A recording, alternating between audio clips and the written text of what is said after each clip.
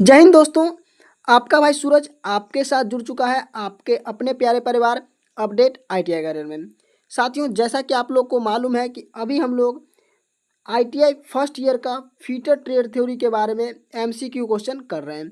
MCQ question का हम लोग सीरीज कर रहे हैं, जो कि सुबह 9 बजे हम लोग आपस में लाइव जुड़ते हैं और हम आपको नीमी जो क्वेश्चन बैंक है उसका क्वेश्चन बाय क्वेश्चन आपको डिटेल में डिस्कशन करके समझाते हैं और आपको नोट्स बनवाने की कोशिश करते हैं। तो अभी हम लोग एमसीक्यू क्वेश्चन का चौथा क्लास लेकर आज आपके साथ जुड़े हैं। मैं बता दूं कि 2-3 दिन हमने आपका क्लास नहीं लिया, सुबह 9 बजे हम आप लोगों के साथ नहीं जुड़ सके। इसके पीछे का कारण था कि हमारे साथ कुछ सिस्टम ग्लिचिंग हो रही थी, जिसमें क्या हो रहा था कि मैं जो भी वीडियो अपलोड कर रहा था वो वीडियो कहीं ना कहीं यूट्यूब से किसी न किसी कारणवश रिमूव हो जा रही थी। अब ये क्यों हो रहा था इसके बारे में मुझे जानकारी तो नहीं मिल सकी, लेकिन मैंने इस सारे प्रॉब्लम को अब सॉल्व कर लिया है और अब मैं आप लोगों के साथ कंटिन्यूसली सुबह 9 बजे रोज़ाना लाइव में जुड़ने वाला हूँ। तो आप लोग भी अब रोज़ाना 9 बजे सुबह जुड़ जाएंगे, ताकि आपको जो भी मैं क्वेश्चन है उसे अगर डिस्कशन करता हूँ, जो भी आपको बताता हूँ, अगर उसमें आपको कोई डाउट रहती है तो आप उसे हमसे पूछ सकें और 100% सफलता के लिए अपनी तैयारी को मजबूत कर सकें। ठीक है मेरे प्यारे साथियों, तो आईटीआई परीक्षा के लिए फर्स्ट ईयर वाले बच्चों के लिए मैं बता दूं कि एमसीक्यू क्वेश्चन का ये सीरीज चल रहा है, जिसका चौथा नंबर भाग आज हम लोग देखने वाले हैं। तो चौथे क्लास के साथ आज हम लोग स्टार्ट करेंगे और आप लोग को जितने भी क्वेश्चन मैंने पीछे करवा दिए थे 3 क्लास में, उससे आगे हम आज आप लोग को डिस्कशन करवाने वाले हैं। जिन बच्चों को मैं पहले बता दूं कि जिन बच्चों ने पीछे के क्लास को नहीं किया है तो वो पीछे के क्लास कर लेंगे, ताकि उन्हें पीछे के प्रीवियस क्वेश्चंस जो हैं वो सारे समझ में आ जाए। और नोट्स बनाने के लिए कॉपी पेन लेकर बैठेंगे ताकि आपको सारी बातें समझ में आ सकें। तो सीधे चलेंगे अपनी क्लास की ओर और क्लास में आप लोग को जो जितने क्वेश्चन हमने बताए थे उससे नेक्स्ट क्वेश्चन को डिस्कशन करके दिखाते हैं। ठीक है, तो हम लोग क्लास में पहुंचने से पहले, जैसे कि आपको मालूम है कि रोज़ाना हम लोग एक मोटिवेशनल स्पीच को देखते हैं, जिसमें कहीं ना कहीं हम लोग के लिए जुनून और आग भरी बातें होती है। ठीक है, यहाँ पर आप लोग के लिए बोला गया है कि समस्याएं हमारे जीवन में बिना किसी वजह के नहीं आती। मतलब कि अगर आपके जीवन में कोई समस्या आ रही है तो ऐसा नहीं है कि वो बिना वजह के आ रही है, आप कुछ भी नहीं करना चाहते हैं, आपके जीवन में कोई वजह नहीं है, फिर भी वो आपके साथ आ रही है। ठीक है, उसका आना इशारा है कि हमें अपने जीवन में कुछ बदलाव करने की ज़रूरत है। जैसे कि मान लीजिए कि आपने किसी कॉम्पिटिटिव एग्ज़ाम में अपना सहभागिता दिया, आप कॉम्पिटिटिव एग्ज़ाम में बैठे हैं और आप लोगों का क्या हुआ कि सिलेक्शन नहीं हो पाया। मतलब कि आप लोग के लिए क्या हुआ, तो समस्या बन गई कि आपने एक सिलेक्शन मिस कर दिया। अब वो अगर समस्या बनी है तो आपको क्या बोला जा रहा है, तो उस समस्या के अकॉर्डिंग आपको बोला जा रहा है कि आप अपने अंदर क्या करें, कुछ ना कुछ बदलाव करें, जिससे क्या हो सके कि आप अपने आप को सफल बना सके। मतलब कि समस्या हमारे जीवन में किसी बिना वजह के नहीं आती है। अगर आपके जीवन में समस्या आ रही है तो ज़रूरी है कि आप अपने जीवन में कुछ ऐसी चीज़ें हैं जिसको आपको बदलना चाहिए, जिससे कि आप सफल हो सकते हैं। इसी मोटिवेशनल लाइन के साथ हम लोग क्लास में चलेंगे और क्लास को आज से फिर से कंटिन्यू करने वाले हैं। तो चलिए देखते हैं आज की क्लास का और प्रीवियस जितने भी क्वेश्चन हमने कर लिए थे उससे नेक्स्ट क्वेश्चन को। क्लास में आ चुके हैं और आप लोगों के सामने सबसे पहला क्वेश्चन देखने को मिल जाएगा।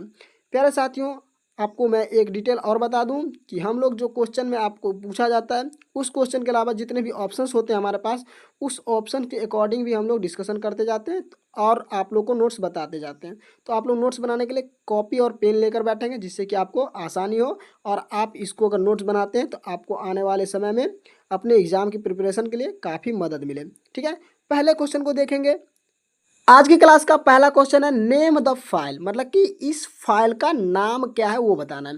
सबसे पहले मैं बता दूं कि कुछ पिक्चर्स आपको आपके निमी के क्वेश्चन बैंक में दिए गए हैं और कुछ क्वेश्चन के जो पिक्चर हैं वो हमने आपको अलग से यहाँ पर लगा दिए, जो कि हम आपको समझाएंगे।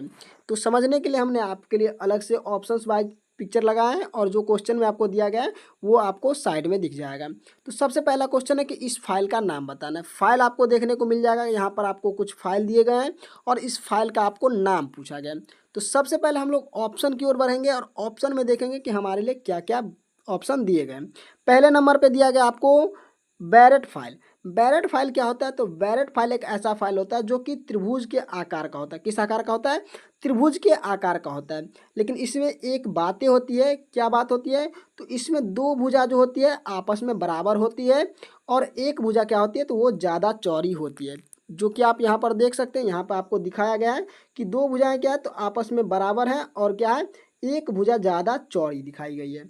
इसके अलावा जो चौड़ी भुजा है उस पर क्या होती है, तो दांतें कटी होती है, जिसकी सतह से हम लोग क्या करते हैं, सरफेसिंग या तो फाइलिंग का काम करते हैं। इसके अलावा एक चीज़ और है कि आप लोग देख सकते हैं कि ये लंबी चौड़ी भुजा है और ये ऐसे करके आपको बनाया गया है। तो इसमें दो एंगल जो होता है वो 30 डिग्री होता है और एक बड़ा वाला एंगल जो होता है वो 120 डिग्री होता है। तो ये बैरेट फाइल का बात था, जो कि बैरेट फाइल के बारे में हमने बताया कि बैरेट फाइल त्रिभुजा आकार का होता है, लेकिन ट्रायंगुलर फाइल की तरह ही होता है, लेकिन ट्रायंगुलर फाइल से क्या होती है, अलग होती है। ट्रायंगुलर फाइल में क्या होता है, तो ट्रायंगुलर फाइल में तीनों भुजाएं आपस में क्या होती है, बराबर होती है और तीनों कोण क्या होती है, तो तीनों कोण 60 डिग्री होती है। ये ट्रायंगुलर फाइल की बात है। लेकिन बैरेट फाइल में क्या होता है, तो दो भुजा बराबर होता है और दो एंगल 30 डिग्री होता है और एक भुजा जो होती है चौड़ी होती है, ज़्यादा चौड़ी होती है, जिसपे क्या होता है, दांत कटी होती है, उसी के मदद से हम लोग फाइलिंग करते हैं। इसके बाद आगे हम लोग को ऑप्शन जो दिया गया उसके हिसाब से चलेंगे।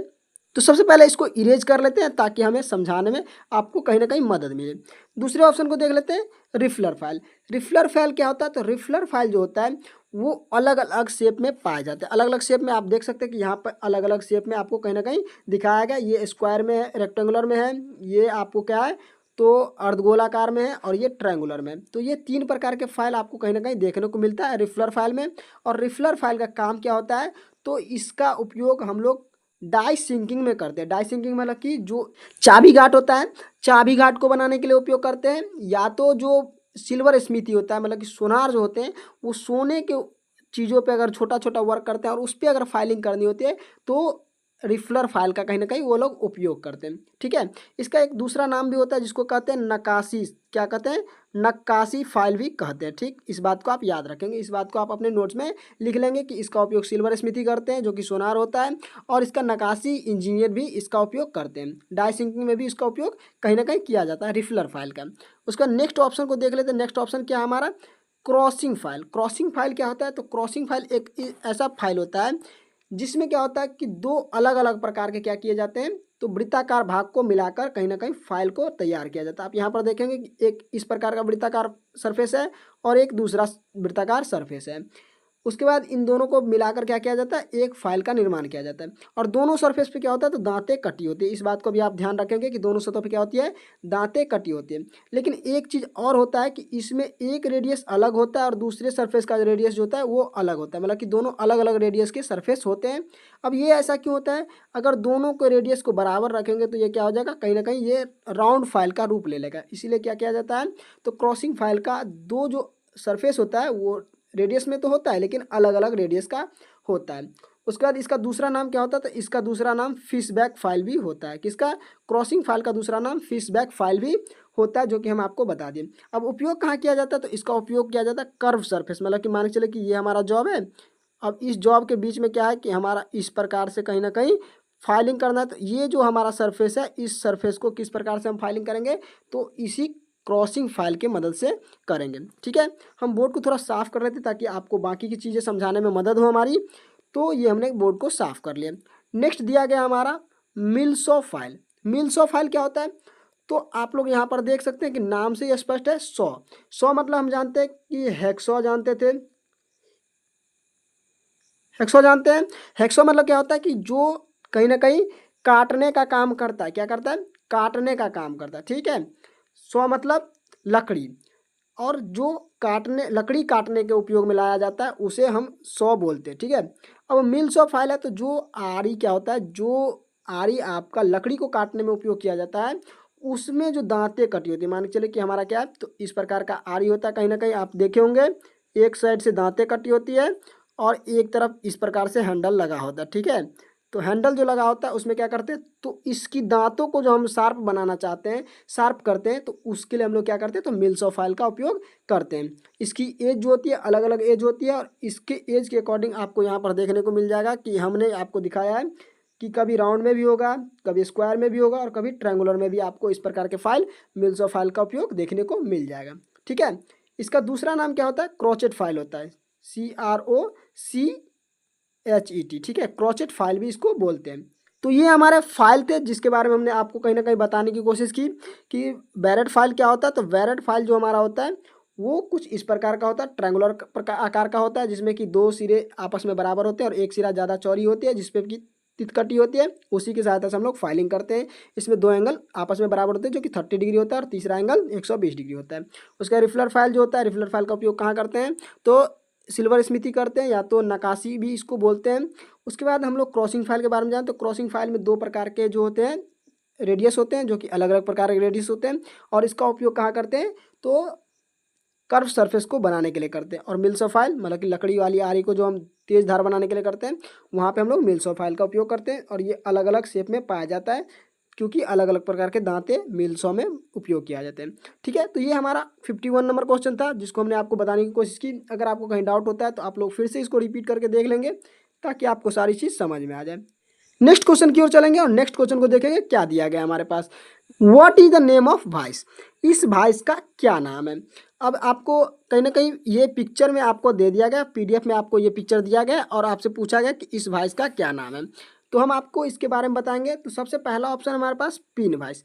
पिन वॉइस किसे कहते हैं, तो इसके बारे में हम आपको पहले बता दें कि ऐसा वॉइस जिसकी सहायता से हम लोग क्या करते हैं, तो अपने किसी भी पतले जॉब को या तो तार को पकड़ने के लिए उपयोग करते हैं। अब पिन वॉइस के बारे में हमने आपको पिछले क्लास में भी बताया था, तो आपको हम ये बात पहले बता देते हैं। इस भाग को क्या बोला जाता है, तो इस भाग को बोला जाता है हैंडल। क्या बोला जाता है, हैंडल बोला जाता है। उसके बाद इसको क्या बोला जाता है, कॉलेट चक बोला जाता है।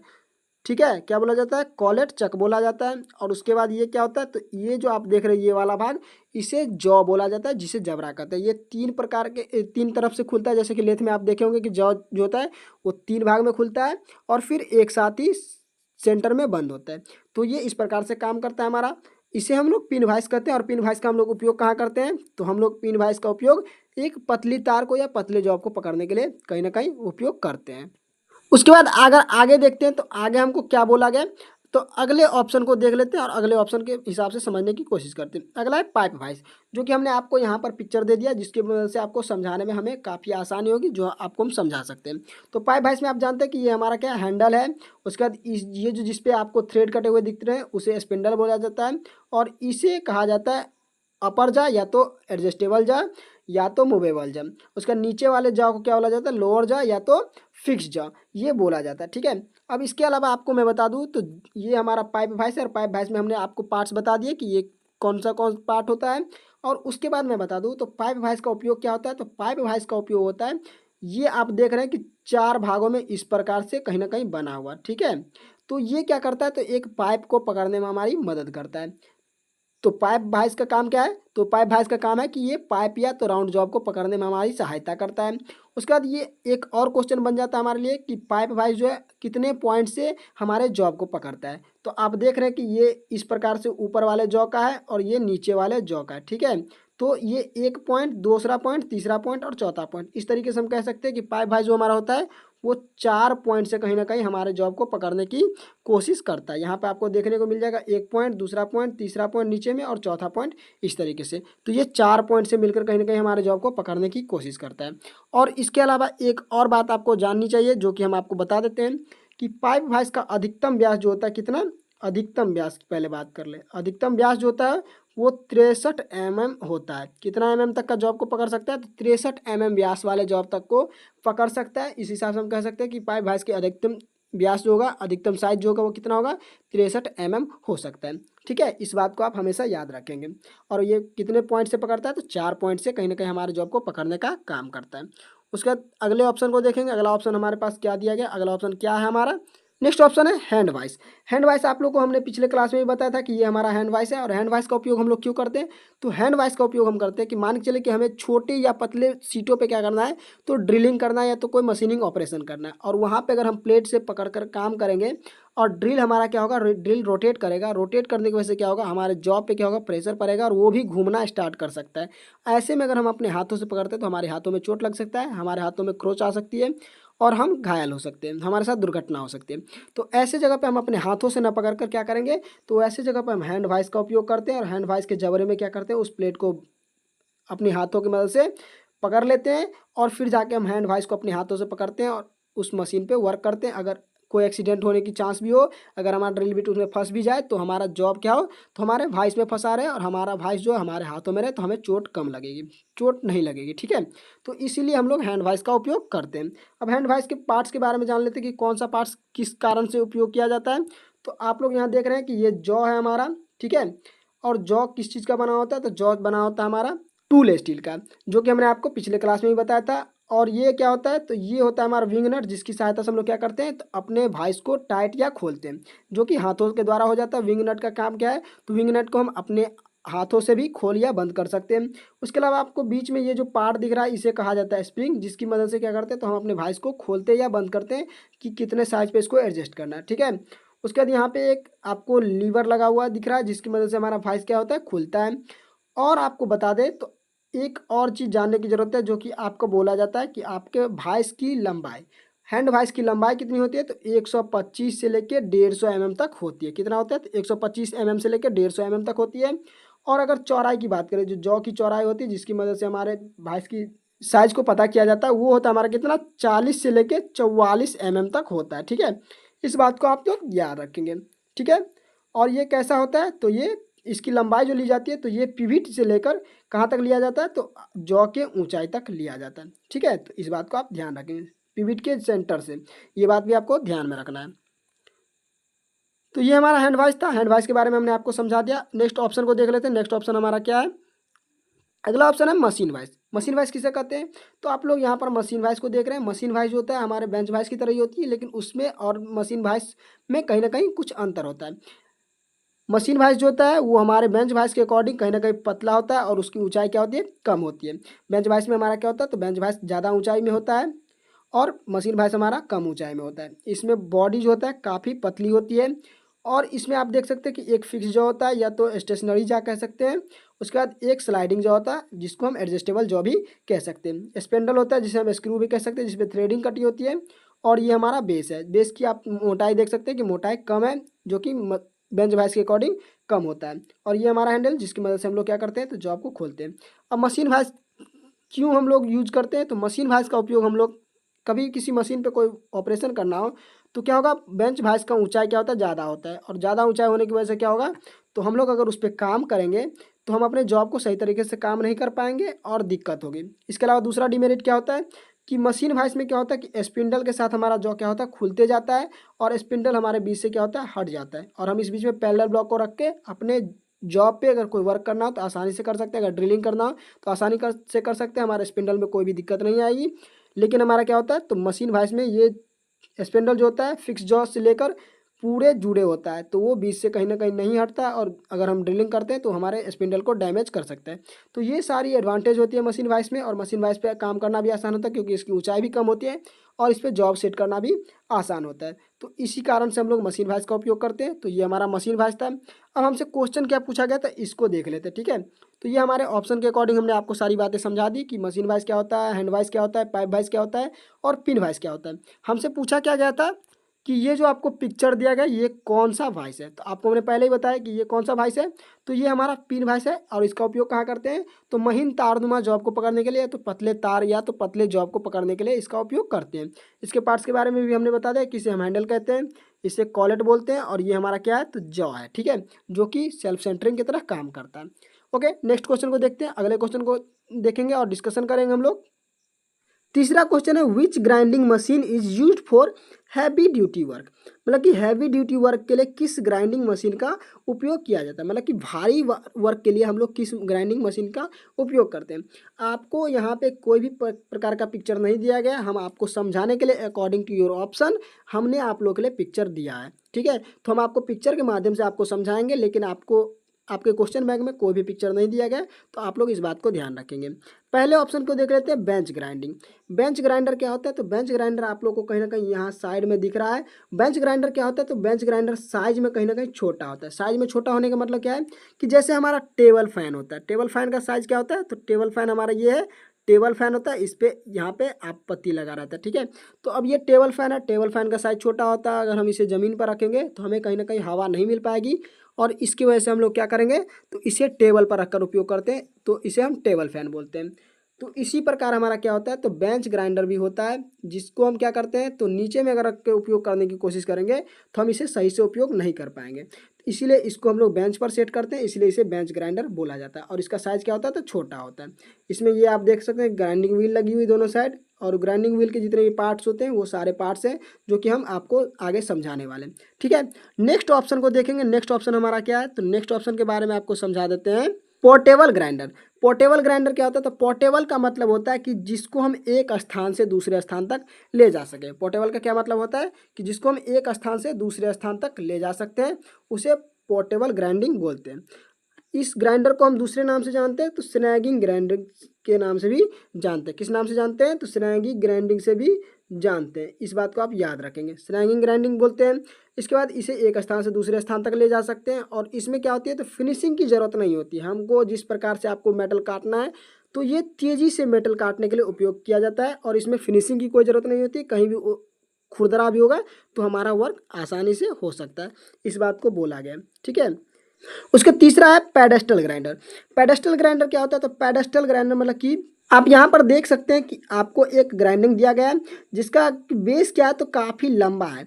जिस लंबे बेस की वजह से इसे क्या बोला गया है, तो पेडेस्टल बोला गया है। तो ग्राइंडिंग वर्क करता है, तो ग्राइंडिंग के कारण इसे क्या बोला जाता है, पेडेस्टल ग्राइंडर बोला जाता है। और पेडेस्टल ग्राइंडर का काम क्या होता है, तो ये हैवी वर्क को करने के लिए कहीं ना कहीं उपयोग किया जाता है। अब हैवी वर्क को क्यों, तो इसका जो पैड होता है, मतलब कि पैर होता है, वो काफ़ी बड़ा होता है और पैर बड़ा होने के कारण इसे पेडेस्टल भी बोलते हैं। और ज़्यादा पैर बड़ा होने के कारण ये लोड को ज़्यादा सहन कर सकता है, इसीलिए इस पर हम लोग क्या करते हैं, तो हैवी वर्क को कहीं ना कहीं अपने तरीके से उपयोग कर सकते हैं। ठीक है, इसीलिए इसे पेडेस्टल ग्राइंडर बोलते हैं और ये हैवी ड्यूटी के लिए उपयोग किया जाता है। जबकि बेंच ग्राइंडर क्या होता है, तो बेंच ग्राइंडर लाइट ग्राइंडिंग के लिए उपयोग किया जाता है, मतलब कि हल्के कामों के लिए उपयोग किया जाता है। उसका अगला ऑप्शन जो है surface grinder machine. Surface grinder क्या होता है, तो सरफेस ग्राइंडर आप लोग को यहाँ पर देखने को मिल जा रहा है कि जो मशीन जो है सरफेस को बहुत ही अच्छे तरीके से स्मूथ तरीके से फिनिश करने के लिए उपयोग किया जाता है, उसे हम सरफेस ग्राइंडिंग बोलते हैं। और सरफेस ग्राइंडर जो होता है वो कई प्रकार के होते हैं, जिसमें कि हम आपको बता दें कि horizontal spindle and reciprocating table होता है। जैसे कि आप देख रहे हैं कि ये रेसिप्रोकेट हॉरिजॉन्टल ग्राइंडिंग है, जिसमें क्या है कि हॉरिजॉन्टल आपको कहीं ना कहीं ग्राइंडर का व्हील लगा हुआ है और इसमें टेबल क्या करता है, तो रेसिप्रोकेटिंग आगे पीछे करते रहता है, तो इसे हम बोलते हैं horizontal spindle and reciprocating table. उसके बाद आपका दूसरा क्या होता है, तो rotary table and horizontal spindle, मतलब कि स्पिंडल हॉरिजॉन्टल रहता है लेकिन इस पर क्या होता है, तो रोटरी टेबल लगा रहता है, जिसमें कि टेबल क्या करता है, रोटेट मूव करते रहता है, जिसमें कि ग्राइंडिंग व्हील भी घूमता है और टेबल पे जॉब भी घूमता है, जिससे कि स्मूथ फिनिश और ज़्यादा हो जाती है। ठीक है, और तीसरा होता है हमारा वर्टिकल टाइप, जिसमें क्या होता है कि इस प्रकार से स्पिंडल लगा होता है और ऐसे करके कहीं ना कहीं व्हील लगा होता है और आपका स्पिंडल भी घूमता है और आपका सरफेस ग्राइंडिंग जो है नीचे में जॉब लगा रहता है और जॉब पे क्या होता है, तो ये ग्राइंडिंग व्हील वर्टिकल में घूमकर कहीं ना कहीं उसको फिनिश करने का काम करता है। ठीक है, आपको इस तरीके से समझ में आया होगा कि आपको जितने भी ऑप्शन दिए दिए थे कि आपको बेंच ग्राइंडिंग किसे कहते हैं, पोर्टेबल ग्राइंडिंग किसे कहते हैं, पेडेस्टल ग्राइंडिंग किसे कहते हैं और सरफेस ग्राइंडिंग किसे कहते हैं, तो हमने आपको समझाने की कोशिश की। बेंच ग्राइंडिंग का काम होता है लाइट ड्यूटी को करना, मतलब कि छोटे मोटे कामों को करना। पोर्टेबल ग्राइंडिंग में क्या होता है, तो फिनिशिंग को ज़्यादा ध्यान नहीं रखा जाता, इसे एक जगह से दूसरी जगह पर ले जा सकते हैं। उसके बाद पेडेस्टल ग्राइंडिंग जो होता है वो ज़्यादा बड़ा पैर होने की वजह से इसे पेडेस्टल बोला जाता है और ये हैवी वर्क के लिए उपयोग किया जाता है। तो इसका सही आंसर भी हमारा क्या हो जाएगा, तो सही आंसर हमारा हो जाएगा पेडेस्टल ग्राइंडर जो होगा हमारा, ये सही आंसर हो जाएगा। ठीक है, उसका सरफेस ग्राइंडिंग था जो कि हम बता दें कि ये अलग अलग प्रकार के होते हैं, जिसको हमने आपको समझाने की कोशिश की कि क्यों ये अलग अलग प्रकार के होते हैं। चलिए नेक्स्ट क्वेश्चन को देख लेते हैं हम लोग। जैसा कि हम लोग नेक्स्ट क्वेश्चन पे आ चुके हैं, इसमें पूछा गया which chisel is use for separating material after chain drilling, मतलब कि चेन ड्रिलिंग के बाद मटेरियल को अलग करने के लिए किस छेनी का उपयोग किया जाता है। हमने आपको इससे पिछले क्लास में बताया था कि चेन ड्रिलिंग क्या होती है और उसको उपयोग हटाने के लिए हम लोग किस छेनी का उपयोग करते हैं। तो आज हम लोग फिर से जानेंगे। आपको ऑप्शन यहाँ पे कहीं ना कहीं अलग अलग प्रकार के दिए गए। वेब चीजल, सबसे पहले वेब चीजल के बारे में जानते हैं। आपको यहाँ पे वेब चीजल देखने को मिल जाएगा और इसके अलावा वेब चीजल का उपयोग भी कहीं ना कहीं यहीं पर आपको देखने को मिल जाएगा। तो यहाँ पे क्या हुआ कि सबसे पहले आपको यहाँ पर अलग अलग थोड़ी दूरी पे क्या है कि ड्रिलिंग किए हुए मिल रहे हैं। तो हमने आपको बताया था कि अगर एक ही साइज के ड्रिल से एक सीध में कुछ दूरी पर अगर ड्रिलिंग किए हुए होते हैं तो उसे चेन ड्रिलिंग बोला जाता है। और इन दोनों के बीच में जो मटेरियल होता है उसको हटाने के लिए हम लोग क्या करते हैं, तो वेब चीजल का उपयोग करते हैं। तो ये हमारा वेब चीजल होता है और इसे ही हम लोग चेन ड्रिलिंग के मटेरियल को हटाने के लिए उपयोग करते हैं। और क्वेश्चन में हमसे पूछा गया था चेन ड्रिलिंग के बाद हम मटेरियल को हटाने के लिए, अलग करने के लिए किस छेनी का उपयोग करते हैं। तो option number A is the right answer हो जाएगा हमारा कि वेब चीजल का हम लोग उपयोग करते हैं। इसके अलावा हम बाकी ऑप्शंस को भी देख लेते हैं कि बाकी ऑप्शन क्या है। तो फ्लैट चीजल बोला गया है। फ्लैट चीजल क्या होता है, तो फ्लैट चीजल आप लोग को यहाँ देखने को मिल जाएगा। फ्लैट चीजल में हम आपको बता दें, इसका एंगल जो होता है वो 35 डिग्री से लेकर 70 डिग्री के बीच में होता है फ्लैट चीजल का। और इसकी कटिंग एज की चौड़ाई जो होती है वो होती है कितना, वो होता है 16 से कहीं ना कहीं 32 के बीच में होता है। ये जो चौड़ाई आप देख रहे हैं, इस चौड़ाई की बात कर रहे हैं, तो ये चौड़ाई होता है हमारा 16 से लेकर 32 के बीच में होती है। और जबकि इसका एंगल कितना होता है, तो 35 से लेकर 70 डिग्री के बीच में होता है। और इसका नॉर्मली उपयोग कहाँ करते हैं, तो हम लोग नॉर्मली उपयोग चिपिंग के लिए करते हैं। जब कोई जॉब होता है हमारा, जॉब पे अगर कोई बर्स होते हैं ऊपर ऊपर से, तो उस पर हम चिपिंग करने के लिए हम लोग फ्लैट चीजल का उपयोग कहीं ना कहीं करते हैं। ठीक है, इस बात को आप याद रखेंगे। नेक्स्ट देखते हैं अगला ऑप्शन जो दिया गया हमको, क्रॉस कट चीजल। अब क्रॉस कट चीजल क्या होता है, तो क्रॉस कट चीजल हमारा कहीं ना कहीं फ्लैट चीजल से मिलता जुलता होता है। और इसके बारे में हम आपको समझाने की कोशिश करते हैं। आप लोग देख सकते हैं यहाँ पे क्रॉस कट चीजल है, जिसके बारे में क्या बताएं, तो इसका एंगल जो होता है वो एंगल क्या होता है, तो फ्लैट चीजल की तरह ही होता है। हमने अभी बताया कि वो 35 डिग्री से कितना होता है, तो 35 डिग्री से कहीं ना कहीं 70 डिग्री के बीच में होता है। कितना, 35 डिग्री से 70 डिग्री के बीच में होता है। और इसकी कटिंग एज की चौड़ाई की बात करें, तो कटिंग एज की चौड़ाई होती है 4 से लेके 12 के बीच में होती है। ठीक है, 4 से 12 के बीच में होती है। और इसका काम क्या होता है, तो क्रॉस कट चीजल का काम होता है, ये जिगजैग कहीं ना कहीं स्लॉट को काटने का काम करता है, या तो ऑयल ग्रुप्स को काटने में इसका उपयोग किया जाता है। ठीक है, इसके अलावा बात करें तो ये हमारे फ्लैट चीजल के अकॉर्डिंग चौड़ाई में कम होता है और मोटाई में क्या होता है, ज़्यादा होता है। तो चौड़ाई आप देख सकते हैं कि इसका चौड़ाई ज़्यादा है और इसकी चौड़ाई कहीं ना कहीं कम है। लेकिन मोटाई की बात करें तो मोटाई आप यहाँ देख सकते हैं ज़्यादा है और इसकी मोटाई क्या है, तो कहीं ना कहीं कम देखने को मिल रही है। तो फ्लैट चीजल और क्रॉस कट चीजल में इस बात का अंतर आपको याद रखना है। उसका नेक्स्ट ऑप्शन देख लेते हैं, diamond point chisel. Diamond point chisel को हम लोग समझा देते हैं आपको। डायमंड पॉइंट चीजल के लिए आपको बता दें तो यहाँ पे आपको डायमंड पॉइंट चीजल देखने को मिल जाएगा। डायमंड पॉइंट चीजल का पॉइंट जो होता है वो कहीं ना कहीं नोकीला होता है, जो कि इस प्रकार से बना होता है। ठीक है, और इसकी एंगल की बात कर ले तो इसकी एंगल जो होती है वो होती है 60 डिग्री। और 60 डिग्री होने की वजह से क्या होता है, तो हम इसको कहीं ना कहीं दो मिल जुड़ने वाले साइड जो होते हैं उसके बीच में जो कहीं वर्स रह जाते हैं उसको हटाने में इसका उपयोग करते हैं, इसीलिए इसे डायमंड पॉइंट चीजल भी बोला जाता है। अब इसकी चौड़ाई की बात कर ले तो इसका चौड़ाई जो होता है वो 6 से लेकर 16 के बीच में होता है। ठीक, और इसका एंगल हमने बता ही दिया कि ये 60 डिग्री के एंगल में डायमंड पॉइंट चीजल पाया जाता है। तो हमने ये ऑप्शंस के अकॉर्डिंग आपको सारे चीजल के बारे में बता दिया कि वेब चीजल क्या होता है, तो ये चेन ड्रिलिंग के बाद मटेरियल को हटाने में उपयोग किया जाता है। फ्लैट चीजल चिपिंग के लिए उपयोग किया जाता है, जबकि इसकी एंगल की बात कर ले तो 35 डिग्री से 70 डिग्री के बीच होता है। क्रॉस कट चीजल का एंगल भी होता है 35 से 70 डिग्री के बीच में, जबकि हमारा डायमंड पॉइंट चीजल का एंगल जो होता है वो 60 डिग्री होता है। और डायमंड पॉइंट चीजल की जो हमारा चौड़ाई होता है वो 6 से 16 के बीच में होता है। तो ये बात आपको याद रखनी है। और इसका सही आंसर भी आपको याद रखना है कि चेन ड्रिलिंग के बाद किसका उपयोग करते हैं, तो हम लोग वेव चीजल का उपयोग, वेव छेनी का उपयोग कहीं ना कहीं करते हैं। ठीक है, नेक्स्ट क्वेश्चन को देखेंगे। अगला क्वेश्चन क्या है, next question, which file is use for separating the teeth of wood working saw, मतलब लकड़ी का काम करने वाले आरी के दांतों को तेज करने के लिए किस फाइल का उपयोग किया जाता है। प्यारे साथियों, जैसे ही आपने क्वेश्चन को पढ़ा, हमने इससे पहले ही क्वेश्चन में इस बात को डिस्कशन कर दिया कि लकड़ी के काम में उपयोग किए जाने वाले आरी को किस फाइल की मदद से हम लोग तेज करते हैं। तो ये हमने पीछे ही डिस्कशन किया और आपको ये आंसर भी कहीं ना कहीं मिल गया होगा। लेकिन हम आपको फिर से समझाने की कोशिश करेंगे, फिर से समझा देंगे, ताकि आपको फिर से डाउट जो भी होगा वो सारे क्लियर हो जाएगा। जिन बच्चों को समझ में नहीं आया होगा उन्हें भी फिर से समझ में आ जाएगा। वैरेड फाइल क्या होता है, तो वैरेड फाइल के बारे में हमने क्या बताया था आपको, ये ट्रायंगुलर फाइल की तरह होता है। ट्रायंगुलर फाइल में क्या होता है, तो तीनों भुजाएं आपस में बराबर होती है और तीनों कोण आपस में 60 डिग्री होता है। लेकिन बैरेट फाइल में क्या होता है, तो दो भुजाएं क्या होती है, तो दो भुजाएं आपस में कहीं ना कहीं बराबर होती है और एक भुजाएं जो होती है ज़्यादा चौड़ी होती है, जिस पे तीत कटा होता है, जिसको हम लोग फाइलिंग के लिए उपयोग करते हैं। उसके अलावा इसमें दो एंगल आपस में बराबर होते हैं जो कि 30 डिग्री होता है, और तीसरा बड़ा एंगल क्या होता है, 120 डिग्री होता है। ये आप देख सकते हैं कि बैरेट फाइल हमारा कहीं ना कहीं देखने को मिल रहा है। ठीक है, उसके बाद आपको टिंकर्स फाइल के बारे में बताया गया। टिंकर्स फाइल किसे कहते हैं, तो टिंकर्स फाइल आप लोग यहाँ पर देख सकते हैं। टिंकर फाइल क्या होता है, तो इस फाइल को कहीं ना कहीं हैंडल के मदद से उपयोग किया जाता है। आप यहाँ पर हैंडल देख रहे हैं, इस फाइल को क्या किया जाता है, इसमें दो प्रकार के होल होते हैं और इसको क्या किया जाता है, तो इसके नीचे कहीं ना कहीं सेट किया जाता है। और फिर जाके आप लोग लकड़ी छीलने वाला मशीन देखे होंगे कि जब लकड़ी को प्लेन करने के लिए लकड़ी छीलते हैं तो उसमें एक तेज धारनुमा लगाया जाता है और उसकी मदद से कहीं ना कहीं उसको प्लेन किया जाता है। लेकिन इस फाइल में क्या होता है कि एक तरफ दांतें कटी होती है और एक तरफ दांतें नहीं कटी होती है, और इसको कहीं ना कहीं इस हैंडल के नीचे लगाया जाता है। और हैंडल के नीचे लगा कर क्या करते हैं, तो रगड़ करके हम लोग फाइलिंग का उपयोग, फाइलिंग के तौर पे इसका उपयोग कहीं ना कहीं करते हैं। ठीक है, और इसका उपयोग कहाँ किया जाता है, तो इसका उपयोग किया जाता है ऑटोमोबाइल में। कहाँ पे, ऑटोमोबाइल के पार्ट्स जो होते हैं उसमें कहीं ना कहीं इसका उपयोग किया जाता है। उसके अलावा इसमें टिंकरिंग के लिए भी इसका उपयोग किया जाता है। ठीक है, टिंकरिंग किसका, तो ऑटोमोबाइल के पार्ट्स जो होते हैं उसका टिंकरिंग करने के लिए हम लोग टिंकर्स फाइल का उपयोग करते हैं, इसीलिए इसे टिंकर फाइल भी बोलते हैं। नेक्स्ट ऑप्शन के बारे में हम लोग देखेंगे। नेक्स्ट ऑप्शन जो हमारा दिया गया है, नेक्स्ट ऑप्शन क्या है हमारा, mills of file. Mills of file क्या होता है, तो आप लोग को पहले हमने बताया कि सॉ मतलब कि लकड़ी, तो लकड़ी के काटने के लिए जिस आरी का उपयोग किया जाता है, जिस हम लोग हथियार का उपयोग करते हैं, उसको तेज करने के लिए हम जिस फाइल का उपयोग करते हैं उसे हम लोग मिल्स ऑफ फाइल बोलते हैं। और यही हमसे पूछा गया कि लकड़ी के काम को करने के लिए किस आरी के दांतों को तेज करने के लिए किस फाइल का उपयोग करते हैं, तो वो हमारा होता है मिल्स ऑफ फाइल।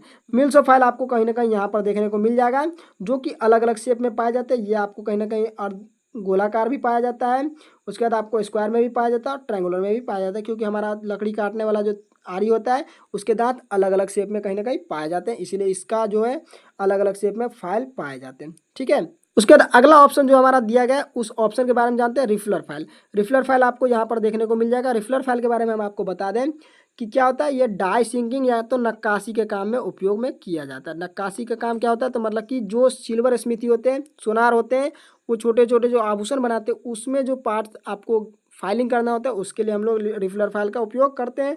और ये भी अलग अलग शेप में, स्क्वायर में, हाफ राउंड में या तो ट्रायंगुलर में पाया जाता है। ठीक है, इसका उपयोग डाई सिंकिंग में भी किया जाता है। तो रिफलर फाइल के बारे में हमने आपको कहीं ना कहीं डीप में समझा दिया। आपको सारे क्वेश्चन का नोट्स बनाते हुए चलना है। अगर आपको नहीं समझ में आता तो आप बैक करके फिर से समझ कर फिर से उसको नोट्स बनाएंगे, ताकि आपको याद करने में या तो समझने में कभी भी कोई तकलीफ ना हो।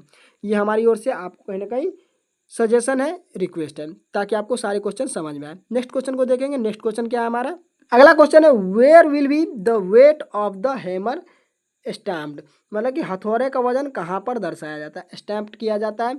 तो आपको ऑप्शन दिए गए हैं, फेस, पिन, चिक और आई होल। हम आपको यहाँ पे एक हैमर का पिक्चर लेकर आए हैं, जिसमें आपको हम समझाने वाले हैं कि क्या आपका फेस कौन सा पार्ट होता है, पिन किसको कहते हैं। तो आपको कहीं ना कहीं आपको नाम देखने को मिल जाएगा। ये नीचे वाला भाग जो है इसे फेस बोलते हैं। फेस से हम लोग क्या करते हैं, तो चोट करने का काम करते हैं। उसके बाद आप लोग को ऊपर का भाग, ये जो गोल दिख रहा है, इसे पिन बोलते हैं। इसे बॉल पिन भी हम कह सकते हैं, क्योंकि ये गोल टाइप का है, इसलिए इसे बॉल पिन बोलेंगे। इसके अलावा आपको चिक की बात करें तो आपको यहाँ पे ये जो भाग दिख रहा है, तो इसे चिक बोला जाता है, जिसपे क्या होता है, तो हैमर का वजन भी लिखा जाता है। और उसके बाद ये किस मेटल का बना होता है वो मेटल भी लिखा जाता है, किस कंपनी का वो भी लिखा जाता है। ठीक है, तो ये सारे डिटेल जो लिखे होते हैं वो कहीं ना कहीं हैमर के चिक पर लिखे होते हैं। ऑप्शन भी आप क्वेश्चन भी आपको यही पूछा गया था कि हथौड़े का वजन कहाँ पर दर्शाया जाता है, तो आपका आंसर जो हो जाएगा वो चिक हो जाएगा। Option number C is the right answer, कि चिक पर कहीं ना कहीं इसका वजन दर्शाया जाता है। उसके बाद आई होल के बारे में पूछा गया, तो आप लोग यहाँ पर छोटे से जो देख रहे हैं इसे आई होल बोलते हैं, जिसमें क्या करते हैं, तो हम लोग लकड़ी को लगाते हैं ताकि हमारा हैंडल जो है आसानी से होल्ड हो सके। इसके अलावा हैंडल को हम लोग सही से फिट करने के लिए इसमें एक और चीज़ लगाते हैं जो कि लोहे का होता है, उसे हम लोग वेज बोलते हैं, जिससे कि हमारे हैंडल की पकड़ काफ़ी मजबूत हो जाती है। ठीक है, तो उसे वेज बोला जाता है। तो ये हमारे हैमर के बारे में था, जिसके बारे में हमने आपको कहीं ना कहीं डिस्कशन कर दी। नेक्स्ट क्वेश्चन को देखेंगे। नेक्स्ट क्वेश्चन क्या है हमारा, अगला क्वेश्चन है, what will be the effect if the clearance angle of chisel is less than recommended angle will चीपिंग।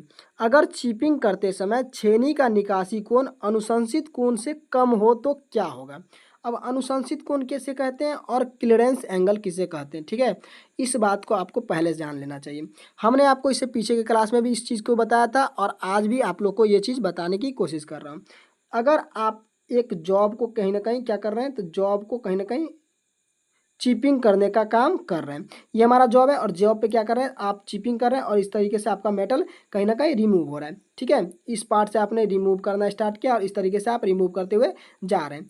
तो अगर जिस पॉइंट पे आपका चीजल अभी खड़ा है, तो वहाँ से अगर लंबवत एक लाइन खींचते हैं और एक हॉरिजेंटली लाइन खींचते हैं, ठीक है, ये दो लाइन आपको खींचना है। इसके अलावा आप एक चीज़ और करेंगे कि आपको अपने चीजल के हिसाब से एक चीजल का जो पॉइंट होगा उस हिसाब से दो रेखाएं खींचनी है। और दो रेखाएं खींचने के बाद आपको खुद ब खुद दिखने जाएगा कि तीन प्रकार के कोण बन रहे हैं। एक नीचे में ये कोण बन रहा है, एक ऊपर में ये कोण बन रहा है और ये बीच में तीसरा कोण बन रहा है। ठीक है, तो ये नीचे जो कोण बनेगा वो हॉरिजेंटल लाइन और चीजल के कटिंग फेस से जो बनने वाले कोण होगी, तो उसे बोलते हैं हम लोग क्लियरेंस एंगल। और वर्टिकल लाइन जो होता है और चीजल के पॉइंट एंगल के बीच में बनने वाले कोण को क्या कहते हैं, तो हम लोग रैक एंगल बोलते हैं। और आपका ये जो चीजल के दोनों बीचों के भाग के बीच बनता है कौन, उसे पॉइंट एंगल या तो कटिंग एंगल भी बोला जाता है।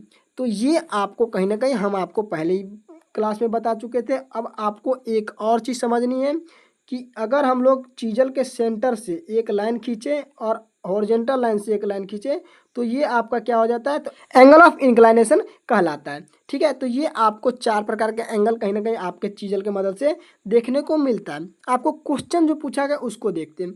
अगर चिपिंग करते समय छेनी की निकासी कोण, निकासी कोण मतलब कि कौन सा कोण होगा, ये कोण निकासी कोण, इधर से ही मेटल को हटाया जा रहा था। अभी हमने एक पिक्चर बनाया था आपको समझाने के लिए कि इस प्रकार का आपका क्या था, तो इस प्रकार से आपका मेटल हट रहा था और निकासी कोण हमारा यही होने वाला। निकासी कोण क्या करेगा, अनुशंसित कोण से कम हो, तो इस कोण से क्या होगा, तो कम होगा। ये कोण मतलब कि ज़्यादा हो जाएगा, तो क्या होगा, चीजल हमारा कहीं ना कहीं ज़्यादा खड़ा हो जाएगा। और चीजल अगर ज़्यादा खड़ा हो जाएगा तो क्या होगा, अगर उस पर वर्क करेंगे, उस पर हम हैमरिंग करेंगे तो हमारा क्या होगा कि चीजल हमारे जॉब के अंदर ज़्यादा घुसने लगेगा, ज़्यादा हमारे जॉब के अंदर डीप जाने लगेगा। तो इसलिए हमारा क्या होगा, तो अनुशंसित कोण जो होता है मतलब कि रैक एंगल जो होता है वो हमारे क्लियरेंस एंगल से अगर कम होगा तो क्लियरेंस एंगल ज़्यादा होने की वजह से वो डीप जाएगा।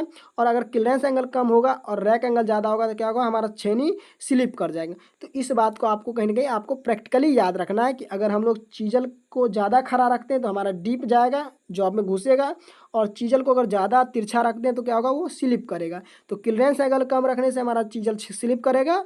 और अगर चीजल को हम लोग ज़्यादा परपेंडिकुलर रखते हैं, ज़्यादा खड़ा रखते हैं, तो हमारा क्या होगा, वो जॉब में ज़्यादा बन घुसेगा। तो यही बोला गया कि चीजल का निकासी कोण अनुशंसित कोण से, तो निकासी कोण मतलब कि जिस कोण से हमारा मेटल निकलेगा वो कोण अगर कम हो निकासी क्लियरेंस एंगल से तो क्या होगा, तो इसका सही आंसर हो जाएगा कटिंग एज घुस नहीं सकती, चेन स्लिप कर जाएगी।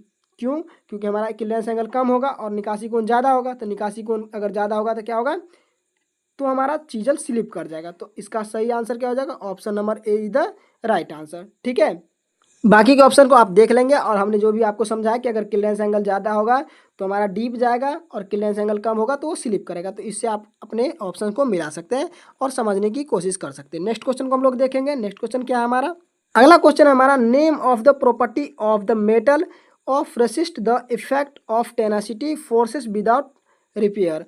मतलब कि बिना टूटे तन्यता वालों को प्रभाव का विरोध करने वाली धातु की प्रॉपर्टी का नाम क्या है, वो आपको बताना है। मतलब कि टूटे नहीं और तन्यता बलों का विरोध करने वाली धातु की प्रॉपर्टी का क्या नाम है, ये बताना है। इसमें ऑप्शन दिया गया डक्टिलिटी, टेनासिटी, इलास्टिसिटी और मेलाबिलिटी। आपको ये 4 प्रकार का ऑप्शन दिए गए और चारों में आपको ऑप्शन को सही बताना है। तो हम आपको सबसे पहले इस ऑप्शन के बारे में थोड़ा डिटेल बता देते हैं ताकि आपको समझ में आए। डक्टिलिटी क्या होता है, तो डक्टिलिटी होता है तन्यता। तन्यता मतलब कि अगर हम धातु को खींचें और धातु को खींच कर क्या करें, तार बना सके, अगर तार के रूप में उसे फॉर्म कर सके तो उसे हम लोग क्या कहते हैं, डक्टिलिटी कहते हैं। और तार में अगर हम उसको खींचे तो वो टूटे नहीं, इस बात को हम डक्टिलिटी कहते हैं कि उसमें तन्यता का गुण है। तो डक्टिलिटी का मतलब समझ गए कि किसी भी मेटल पे अगर हम बल लगाते हैं, उसको खींचते हैं और वो तार के रूप में बन जाता है, उसे डक्टिलिटी कहते हैं। टेनासिटी क्या होता है, तो टेनासिटी के बारे में जान लेते हैं कि जब कोई धातु बिना टूटे क्या होता है कि अगर हम उस पर कोई फोर्स लगा रहे हैं, खींच रहे हैं या तो दबा रहे हैं, अगर उस पर हम फोर्स लगा रहे हैं तो क्या करता है कि वो बिना टूटे उस बल को सहन करने की शक्ति रखता है, तो उसे टेनासिटी कहते हैं। इसे हम दृढ़ता भी कह सकते हैं, क्या कह सकते हैं, दृढ़ता भी कह सकते हैं। और उसे हम टेनासिटी भी कहेंगे कि अगर हम उस पर बल लगा रहे हैं तो वो उस चीज़ को एब्जॉर्ब कर ले और टूटे नहीं। उसके बाद इलास्टिसिटी क्या होता है, तो इलास्टिसिटी होता है कि ऐसा गुण जिससे कि हम किसी धातु पर हम क्या करें, इलास्टिसिटी लगाएं, मतलब कि उस पर बल लगाएं और वो क्या हो कि अपने रूप में क्या करें, परिवर्तन कर ले। अगर वो पहले इस साइज का था तो अगर हम इस पर बाहरी बल लगाएं, खींचे तो ये साइज बड़ा हो जाए और जैसे ही हम इस पर से वो बल हटाए तो वो फिर से अपने पुनर्अवस्था में आ जाए, मतलब पुरानी अवस्था में आ जाए। उसे हम लोग इलास्टिसिटी बोलते हैं। ठीक है, और मेलाबिलिटी क्या होता है, तो मेलाबिलिटी होता है आघात वर्धन देता। आघात वर्धन देता मतलब कि इसमें आपको नाम में ही छिपा हुआ कि अघात, मतलब कि जो घात को बर्दाश्त करने की क्षमता रखता है उसे अघात कहते हैं। ठीक है, तो मेलेबिलिटी में क्या है कि आघात को जो सहन करने की क्षमता रखता है, अगर हम उसको पीटेंगे तो पीट पीट कर हम उसे क्या करेंगे, तो एक सीट के रूप में फॉर्म कर सकते हैं। अगर उसको पीटेंगे तो वो टूटेगा नहीं और वो सीट के रूप में बदल जाएगा, तो उसे मेलेबिलिटी कहते हैं। अब ऑप्शन में आपको हमने सारी बातें समझाने की कोशिश की, आपको समझा दिया। अब आपको जो क्वेश्चन पूछा गया था उस और क्वेश्चन के हिसाब से हम लोग आंसर को ढूंढते हैं कि बिना टूटे तन्यता बलों के प्रभाव का विरोध करने वाली धातु की प्रॉपर्टी का नाम क्या होता है, तो इसको आपको बता दें, ये होता है हमारा टेनासिटी। टेनासिटी मतलब कि अगर हम किसी भी वस्तु पे अगर बल लगाएं तो वो उस बल्ब को क्या करे कि अपने अंदर एब्जॉर्ब कर ले और टूटे नहीं, तो इसे हम लोग क्या कहते हैं, तो दृढ़ता भी कहते हैं। तो आप लोग टेनासिटी को याद रखेंगे कि बल को एब्जॉर्ब कर लेगा और वो टूटेगा भी नहीं। ठीक है, इस क्वेश्चन को आप लोगों ने समझा। नेक्स्ट क्वेश्चन को देखेंगे। नेक्स्ट क्वेश्चन क्या है हमारा, अगला क्वेश्चन बोला गया name of the part marked as X, मतलब कि एक्स के रूप में चिन्हित भाग का नाम बताना है। अब आपको यहाँ पे एक पिक्चर दिया गया, इस पिक्चर में आपको एक्स रूप में कहीं ना कहीं एक भाग को चिन्हित किया गया है, जिसमें कि आपसे पूछा गया कि इसका क्या नाम है, आपको बताना है। ओके, हम आपको इस चीज़ को बताने की कोशिश करेंगे। सबसे पहले हम जानते हैं कि ये हमारा क्या है, तो माइक्रोमीटर है। माइक्रोमीटर का ये क्या है, तो ये फ्रेम है जो कि सी आकार का होता है। उसके बाद आपको हमने बताया था कि ये एक्स के रूप में जो मार्केट है उसे हम लोग एनविल कहते हैं। क्या कहते हैं, एनविल कहते हैं। और ये वाला भाग जो है इसे स्पेंडल कहते हैं। इसी दोनों की मदद से हम लोग क्या करते हैं, तो हम लोग अपने जॉब का माप लेते हैं। ठीक है, और इन दोनों के टच में आने से ही हमारा जॉब क्या होता है, हमारा जॉब का सही माप हो पाता है। इसके अलावा इसके आगे जो होता है वो करवाइट टिप लगी होती है, इस बात को हमने आपको बताया था। उसके बाद यहाँ पे एक लॉकिंग स्क्रू लगी होती है, और ये हमारा स्लीव होता है जिसपे क्या होता है, तो 0 से लेके 25, इस प्रकार से 25-25 के अंतराल का माइक्रोमीटर हम लोग को पाया जाता है। और स्लीव पर ही हमारा क्या होता है, तो मेन डिवीजन और सब डिवीजन पाया जाता है। उसके बाद अगला पार्ट जो ये हमारा थिम्बल है, जिसपे कि आधे भाग में नर्लिंग किया होता है, और आधे भाग में क्या है कि राउंड में हमारा कहीं ना कहीं राउंड में हमारा ग्रेजुएशन कटा होता है, जो कि 50 भागों में कटा होता है। और ये हमारा नेक्स्ट भाग होता है रेचेट स्टॉप। रेचेट स्टॉप का क्या काम होता है, तो रेचेट स्टॉप का काम होता है कि हम लोग माइक्रोमीटर जो होता है अलग अलग प्रकार के वर्क का यूज करते हैं, और सभी का बल क्या होता है, तो अलग अलग प्रकार का होता है, और सभी अपने अपने हिसाब से अगर बल को लगाते हैं तो माइक्रोमीटर का खराब होने का ज़्यादा चांस हो जाता है। और इसको बचाने के लिए हम लोग क्या किए, तो इंजीनियर्स ने इसमें रेचेट स्टॉप लगाए कि हम अपने बल का उपयोग उतना ही करेंगे कि जब तक इसमें से आवाज़ हमें किट किट का ना सुनाई दे। रेचेट स्टॉप का क्या काम होता है कि जैसे ही जॉब के टच में आता है तो ये किट किट का आवाज़ देना स्टार्ट कर देता है, और जिससे हम समझते हैं कि हमारा माप जो है वो पूरा हो चुका है, और हम लोग इसे लॉक करके अपना जॉब माप लेते हैं। ठीक है, तो इस तरीके से माइक्रोमीटर खराब होने से भी बच जाता है, और हम लोग अपना प्रेशर को भी आसानी से ज़रूरत के हिसाब से लगाते हैं। ठीक, तो आपसे पूछा गया कि एक्स भाग के रूप में जो मार्केट, ये जो मार्क किया गया भाग है इसको क्या बोलते हैं, तो हम लोग अभी बोले कि एनविल बोला जाता है इसको, और एनविल हमारा सही आंसर भी हो जाएगा। थिम्बल क्या होता है, तो हमने अभी बताया कि थिम्बल होता है जिसपे 50 भागों में राउंड में ग्रेजुएशन कटे होते हैं। स्पेंडल क्या होता है, तो स्पेंडल ये वाला भाग होता है जिसपे क्या होता है, तो जिसकी मदद से हम लोग क्या करते हैं, तो जिसकी मदद से हम लोग कहीं ना कहीं अपने ग्रेजुएशन को, जॉब को मापने का काम करते हैं। उसके बाद स्पेंडल लॉक क्या होता है, तो स्पेंडल लॉक यहाँ पर एक छोटा सा भाग होता है जिसकी मदद से हम लोग क्या करते हैं, लॉक कर देते हैं जो भी हम लोग ग्रेजुएशन को पढ़ते हैं। ठीक, ये सारी बातें थी जिसको हमने आपको समझा दिया। माइक्रोमीटर से रिलेटेड जितने भी पार्ट्स थे, पार्ट्स के बारे में भी हमने आपको समझा दिया। नेक्स्ट क्वेश्चन को देखेंगे। अगला क्वेश्चन दिया गया हमको, what is the accuracy of metric outside micrometer. Metric outside micrometer की एक्यूरेसी क्या है, तो अब ये आपको एक्यूरेसी के बारे में पूछा कि इसके द्वारा हम लोग अधिकतम से अधिकतम सूक्ष्मतम में कितना अल्पतम माप ले सकते हैं। ठीक है, तो माइक्रोमीटर का अल्पतम माप क्या होता है वो आपसे पूछा गया। ऑप्शन आपको दिया गया है, ऑप्शन के हिसाब से हम चलेंगे, बाद में आपको समझाने की कोशिश करते हैं। इसमें आपको ऑप्शन के हिसाब से समझाने के लिए कुछ नहीं है, हम लोग माइक्रोमीटर के पिक्चर में कुछ समझने की कोशिश करते हैं। हमने अभी आपको ये बताया था कि इसे एनविल कहते हैं और इसे स्पिंडल कहते हैं। इन दोनों की मदद से हम लोग क्या करते हैं, जॉब की माप को पूरा करते हैं। ये हमारा फ्रेम है जो कि सी टाइप का होता है, और मेजरिंग फेस भी हम लोग इसी को बोलते हैं। और इसके आगे में क्या होता है, तो इसके आगे में हमने आपको अभी बताया कि इसके आगे में हमारा कार्बाइड टिप लगा रहता है। ठीक है, ये जो हमने आपको बताया एनविल और स्पिंडल के आगे में। उसके बाद ये वाला भाग हमारा क्या होता है, तो ये वाला भाग हमारा लॉकिंग स्क्रू होता है जिसकी मदद से हम लोग माप लेने के बाद इसको लॉक कर देते हैं, ताकि ये हमारे ग्रेजुएशन को आगे पीछे ना करें, हमारे लिए गए माप को खराब ना करें। उसके बाद ये हमारा भाग जो होता है इसे हम स्लीव कहते हैं, जिसपे क्या होता है सब डिवीजन और मेन डिवीजन कटा होता है। स्लीव या तो इसे वैरल भी कहा जाता है। ठीक है, उसके बाद ये हमारा थिम्बल है जिसपे क्या होता है, तो राउंड में ग्रेजुएशन कटे होते हैं जो कि 0 से 50 तक होता है, और ये हमारा नर्लिंग किया हुआ भाग है। और रेचेट स्टॉप का काम हमने अभी बताया कि एक प्रकार के बल नहीं होते, अलग अलग प्रकार के बल होते हैं, लेकिन हमको एक प्रकार के माप को लेने के लिए इसको लगा दिया जाता है कि अगर हमें इसमें आवाज़ सुनाई दे किट किट, तो हम इसको सही माप समझकर बंद कर देंगे। ठीक है, तो ये हमने आपको पार्ट्स के बारे में फिर से एक बार रिवाइज कर दिया। और आपको पूछा क्या गया है, तो अल्पतम माप पूछा गया। अल्पतम माप निकालने का तरीका क्या है, तो हम आपको ये समझा देते हैं कि मेरे प्यारे साथियों, हमने आपको क्या बताया था इससे पिछले क्लास में, कि हमारा माइक्रोमीटर जो है थिम्बल का अगर एक रोटेशन पूरा करता है तो कितना भाग पूरा, वो कितना स्लिप पर आगे बढ़ता है, तो स्लिप पे वो हमारा बढ़ता है 0.5 mm कहीं ना कहीं आगे बढ़ता है। कितना बढ़ता है, 0.5 mm आगे बढ़ता है। इसके अलावा हमने क्या बताया कि हमारे थिम्बल पे एक रोटेशन में कितने भाग कटे होते हैं, तो एक रोटेशन में 50 भाग कटे होते हैं। तो अगर हमको थिम्बल के एक ग्रेजुएशन का मान निकालना, वही हमारा अल्पतम माप होगा, क्योंकि सबसे छोटा भाग तो वही है। और सबसे छोटे भाग का अगर माप निकालना है तो हम जानते हैं कि ये एक चक्कर को पूरा करने में स्लीपर कितना दूरी तय करता है, तो 0.5 mm को कहीं ना कहीं तय करता है। और ये 50 भागों में बटा हुआ है, तो एक भाग का मान निकालने के लिए क्या करेंगे, तो 0.5 बट्टे हमने 50 करना है। और इससे अगर हम काटेंगे तो हमारा क्या हो जाएगा, 5/500 हो जाएगा। अगर इसको कैंसिल करेंगे तो 1/100 हो जाएगा। और इसको अगर हम लोग कैलकुलेट करते तो हमारा क्या हो जाएगा आंसर, 0.01 mm। ठीक है, तो मीट्रिक में हमारा क्या होता है, तो 0.01 mm हमारा अल्पतम माप होता है माइक्रोमीटर का, जो कि हमने आपको कैसे निकालना ये भी समझा दिया। तो ये हमारा आज का 60 नंबर क्वेश्चन था, जिसको हम लोगों ने डिस्कशन किया। नेक्स्ट क्वेश्चन को देखेंगे। नेक्स्ट क्वेश्चन क्या है हमारा, हम लोग नेक्स्ट क्वेश्चन पर पहुंच गए। Name of the parts market as X, X के रूप में चिन्हित भाग का नाम बताइए। तो आपको यहाँ पे एक चीज़ देखने को मिल रहा होगा कि ये आपको पिक्चर कहीं ना कहीं आपके पीडीएफ में दिया गया है, और पीडीएफ के अकॉर्डिंग ही हम आपको समझाने वाले हैं। इसको देखने के बाद आपको समझ में आ गया होगा कि ये किस चीज़ का पिक्चर है। तो ये हमारे ड्रिल बिट का पिक्चर है। किस चीज़ का, ड्रिल बिट का पिक्चर है। और ड्रिल बिट में आपको हम कुछ समझाने वाले हैं, जिसको आपको कहीं ना कहीं बेहतर तरीके से समझना है।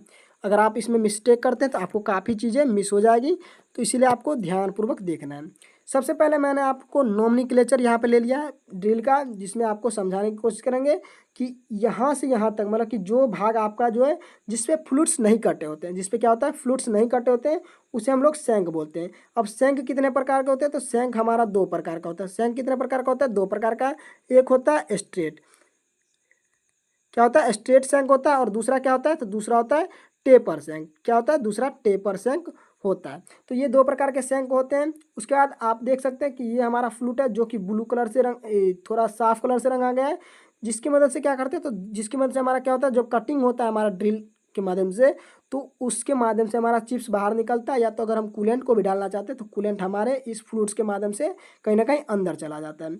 उसके बाद आपको हेलिक्स एंगल की बात करें तो हेलिक्स एंगल क्या होता है, तो आपको जब सेंटर लाइन से अगर एक लाइन खींच दिया जाए उसको, और हमारा जो ये फ्लूइड्स कटा हुआ है, फ्लूइड्स के बीच के एंगल को अगर हम देखेंगे तो उसे हम लोग हेलिक्स एंगल कहीं ना कहीं कहते हैं। ठीक है, इस बात को आप ध्यान रखेंगे। थोड़ा हम पिक्चर को साफ करते हुए चलेंगे ताकि आपको समझाने में हमको आसानी हो और आप लोग समझ सकें। ठीक है, ड्रिल एक्सिस क्या होता है, तो ड्रिल एक्सिस होता है कि जो हमारा ड्रिल के बीच का सेंटर होता है उसे हम ड्रिल एक्सिस कहते हैं। इस बात को आप ध्यान रखेंगे। इसके अलावा मैं बता दूं कि आपको यहाँ पे एक और पतली सी लाइन देखने को मिलती है, जो कि आपको ड्रिल के बीट पे कहीं ना कहीं देखने को मिल रही है, पतली सी लाइन। इसे क्या कहा जाता है, तो इसे बोला जाता है मार्जिन। क्या बोला जाता है, मार्जिन बोला जाता है। मार्जिन या तो लैंड भी बोलते हैं। क्या बोलते हैं, लैंड बोलते हैं। इस बात को आप ध्यान रखेंगे, मार्जिन या तो लैंड बोलते हैं। इसके अलावा देख लें, ये जो हमारा मार्जिन के अलावा पीछे का भाग होता है, इसको क्या कहते हैं, तो बॉडी क्लियरेंस कहते हैं। बॉडी क्लियरेंस की क्या जरूरत होती है, तो बॉडी क्लियरेंस की जरूरत होती है कि अगर मान के चलिए कि हमारा जॉब में जो पूरा, अगर हम लोग क्या करेंगे, मार्जिन या तो लैंड दे देंगे, तो क्या करेगा, जॉब में जब ड्रिलिंग करेगा तो वो कहीं ना कहीं पूरा बॉडी कहीं ना कहीं जॉब के साथ रगड़ खाएगा, और जिसकी वजह से गर्माहट ज़्यादा होगी, घर्षण ज़्यादा होगी, और हमारे जॉब की फिनिशिंग भी खराब होगी। इसीलिए हम लोग क्या करते हैं, तो लैंड को थोड़ी दूर तक रखते हैं और मार्जिन को थोड़ी दूर रखते हैं, और बाकी के पीछे के भाग को क्लियरेंस दे देते हैं, गैप दे देते हैं, ताकि वो कम रगड़ खाए और हमारा जॉब भी अच्छे से फिनिश हो। कम सतह पे टच करेगा तो ज़्यादा फिनिशिंग होगी, और ज़्यादा सतह पे टच करेगा तो खुरदुरा सतह होने का चांस होता है। तो इसीलिए हम लोग क्या करते हैं, तो पीछे क्लियरेंस एंगल दे देते हैं। ठीक है, इसके बाद आपको समझाने की कोशिश करेंगे। तो आप लोग अगर ड्रिल को आगे से देखेंगे तो आप लोग जो ये वाला भाग देख रहे हैं जिसपे भी आकार का बनता है, उसे कटिंग लिप बोला जाता है। क्या बोला जाता है, कटिंग लिप बोला जाता है। इसके अलावा एक चीज़ और समझा देते हैं कि जब हम लोग कटिंग करते हैं और कटिंग करने के बाद मेटल को जो टच में लाता है, काटने के बाद जो कटिंग चिप्स जो होता है वो जिस फेस के टच में आता है उसे क्या बोला जाता है, तो उसे फेस बोला जाता है, जो कि फ्लूइड के अंदर वाले भाग को कहीं ना कहीं बोला जाता है, जिसमें हमारा क्या होता है, तो चिप्स कहीं ना कहीं टच करता है। इसके अलावा आप यहाँ पर एक त्रिभुज आकार का देख सकते हैं। ये त्रिभुज आकार का जो है इसे क्या कहा जाता है, तो फ्लैंक बोला जाता है। और फ्लैंक का क्या काम होता है,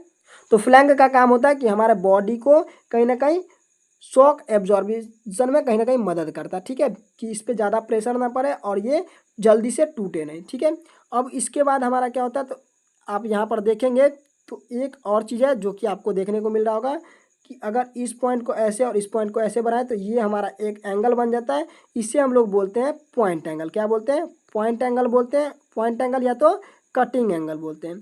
तो इसको हमसे पूछा गया कि यही भाग जो कि एक्स के रूप में दिखाया गया है, इस तरीके से हम लोग इसको क्या बोलेंगे? कटिंग एंगल बोलेंगे।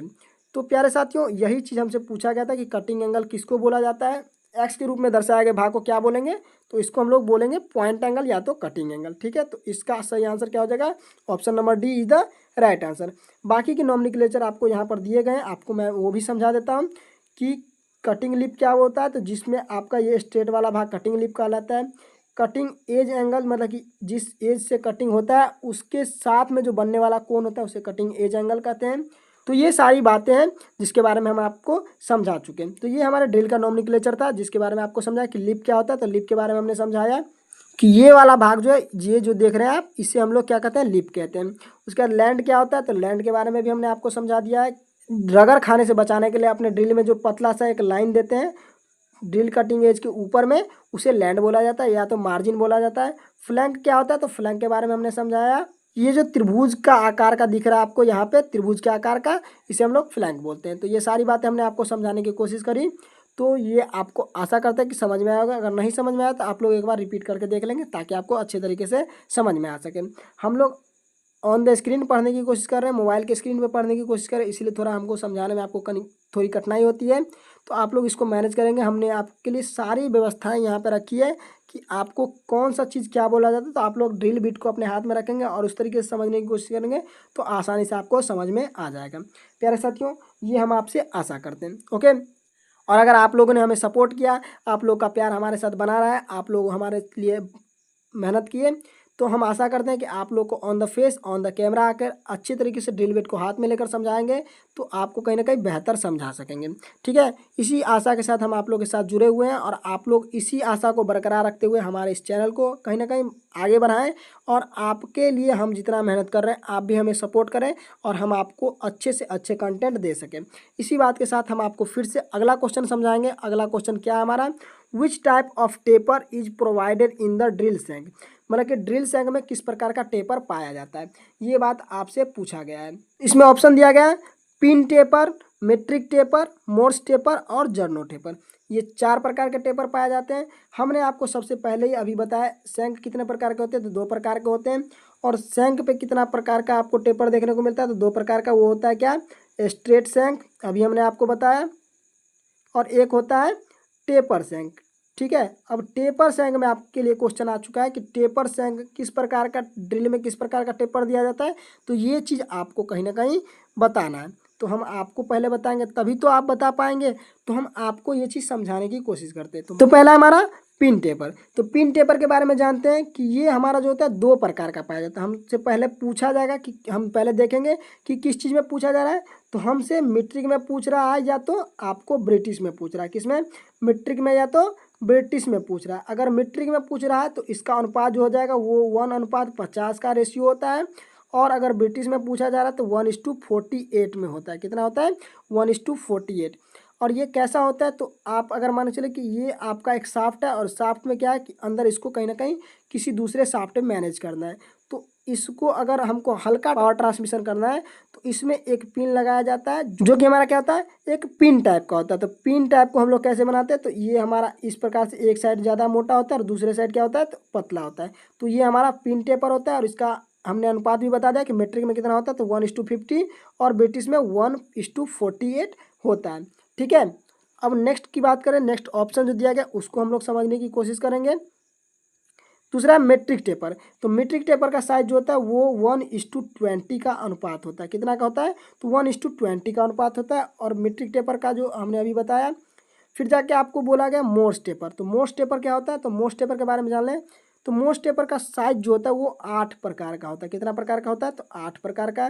कहाँ से कहाँ तक? तो वो होता है MT0 से लेकर MT7 तक। MT0 से लेकर MT7 तक आप गिनने की कोशिश करेंगे तो MT0, MT1, MT2, MT3, MT4, MT5, MT6, MT7।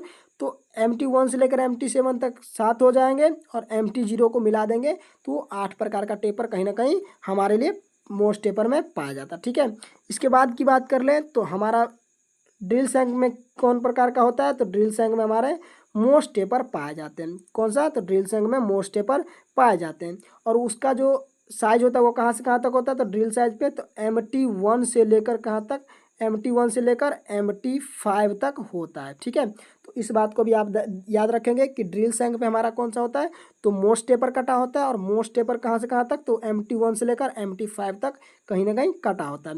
और इसके बाद बोला गया जर्नो टेपर। तो जर्नो टेपर क्या होता है, तो जर्नो टेपर के बारे में हम आपको बता दें कि जर्नो टेपर हमारा 20 प्रकार का होता है। कितने प्रकार का होता है, 20 प्रकार का। और इसको कहाँ देखा जा सकता है, तो ये हमारा होता है लेथ मशीन के, कहाँ पे, लेथ मशीन का जो स्पेंडल होता है, स्पेंडल की बाहरी नोज पर कहीं ना कहीं ये हमारा जर्नो टेपर कटा होता है। ठीक है, तो हमारे प्यारे साथियों क्वेश्चन क्या था हमारा कि ड्रिल शैंक में किस प्रकार का टेपर कटा होता है। तो हमने आपको बताया मोस्ट टेपर ड्रिल शैंक पे कटा होता है, जिसका साइज कहाँ से कहाँ तक होता है, MT1 से लेकर MT5 तक होता है। और इसके अलावा मैं बता दूं कि मोस्ट टेपर कहाँ कहाँ पाया जाता है, तो रीमर में पाया जाता है, रीमर के शैंक में पाया जाता है।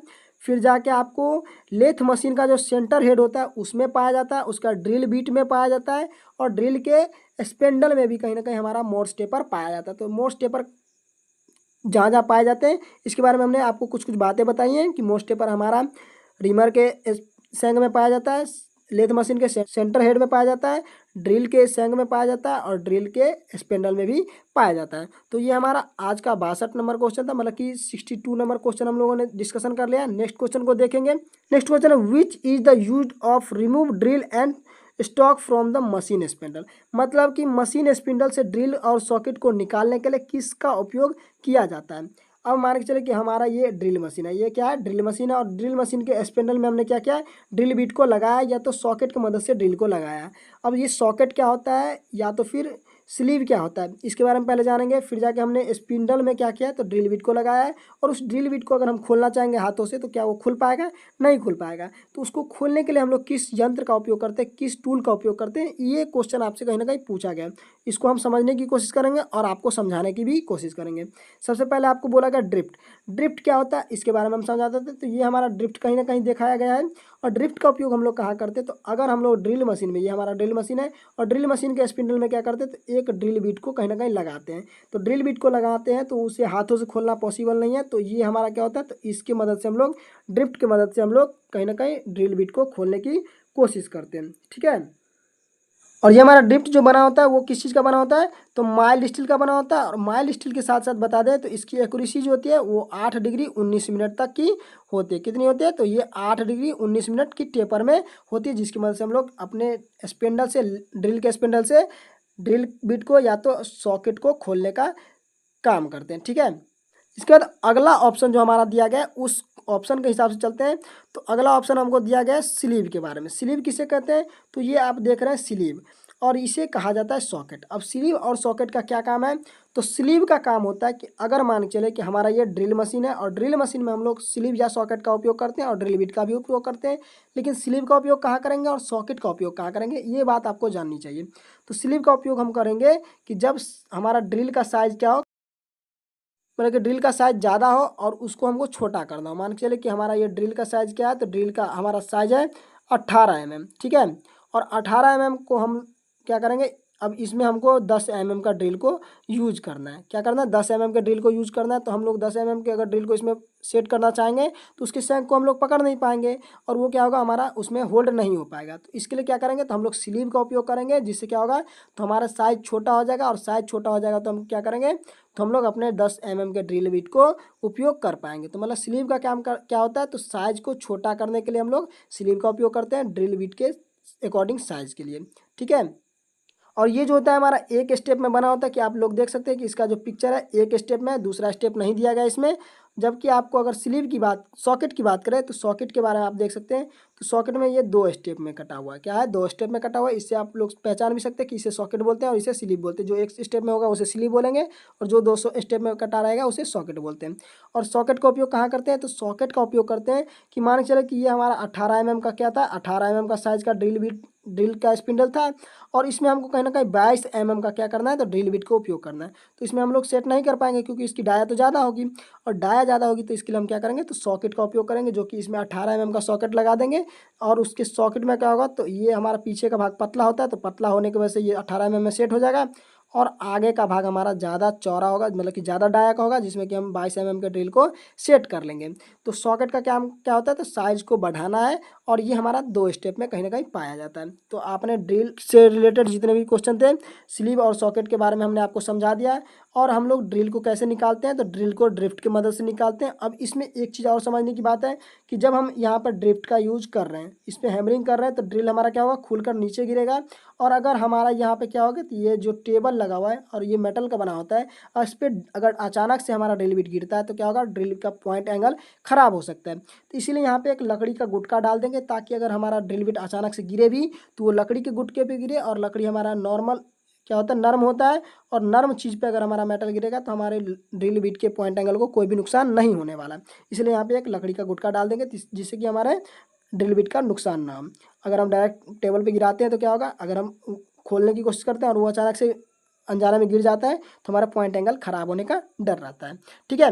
इसके अलावा तीसरा ऑप्शन दिया गया है पंच। पंच आप देख सकते हैं पंच का उपयोग क्या होता है, तो पंच का उपयोग हम जानते हैं कि पंच का उपयोग हम लोग मार्किंग को पक्का करने के लिए करते हैं। और पंच हमारा कितने प्रकार का होता है, तो पंच हमारा 3 प्रकार का होता है डॉट पंच, उसके बाद आपका होता है प्रिक पंच, और उसके बाद होता है आपका सेंटर पंच। डॉट पंच के एंगल की बात कर ले तो वो होता है 60 डिग्री, प्रिक पंच के एंगल की बात कर ले वो होता है 30 डिग्री, और सेंटर पंच के एंगल की बात कर ले तो वो होता है 90 डिग्री। तो आप लोग इसको पीडीसी से भी याद कर सकते हैं कि पीडीसी, पी का मतलब प्रिक पंच जो कि 30 डिग्री होता है, डी का मतलब होता है डॉट पंच जो कि 60 डिग्री होता है, और सी का मतलब होता है सेंटर पंच जो कि 90 डिग्री, 30 60 90 इस तरीके से आप लोग याद कर सकते हैं। ठीक है।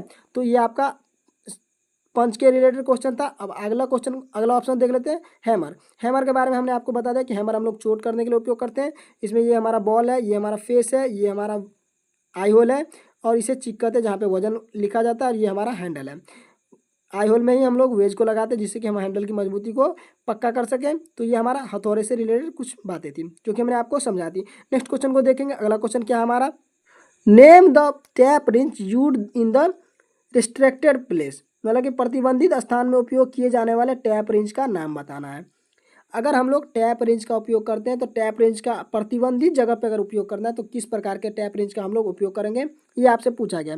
ऑप्शन आपको दिया गया box type tap wrench, T handle tap wrench, solid type tap wrench, और double ended adjustable tap wrench. ठीक है। अब सबसे पहले मैं आपको बता दूं कि टैप क्या होता है और टैप की मदद से हम लोग करते क्या हैं।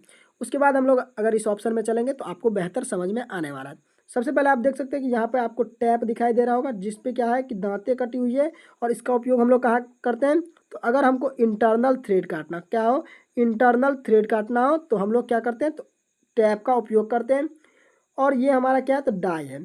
डाई का उपयोग कहाँ करते हैं, तो एक्सटर्नल थ्रेड को काटने के लिए। ठीक है। एक्सटर्नल थ्रेड काटना हो, अगर किसी पाइप के बाहरी व्यास पे अगर हमको थ्रेड काटना हो तो हम लोग डाई का उपयोग करेंगे, और पाइप में अंदर अगर हमको थ्रेड काटना हो तो हम लोग टैप का उपयोग करेंगे।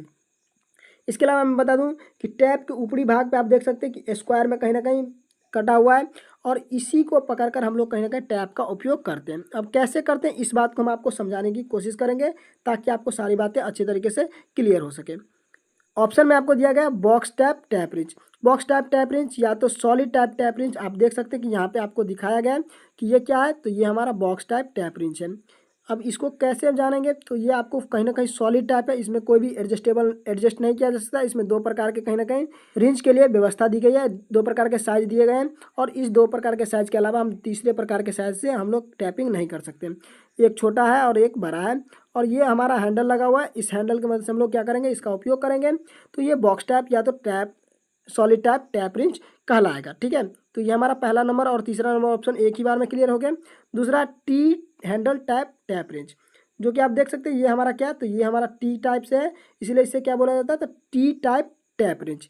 टी टाइप टी हैंडल अगर जो भी बोलना चाहें तो टी हैंडल टैप रिंच बोलेंगे।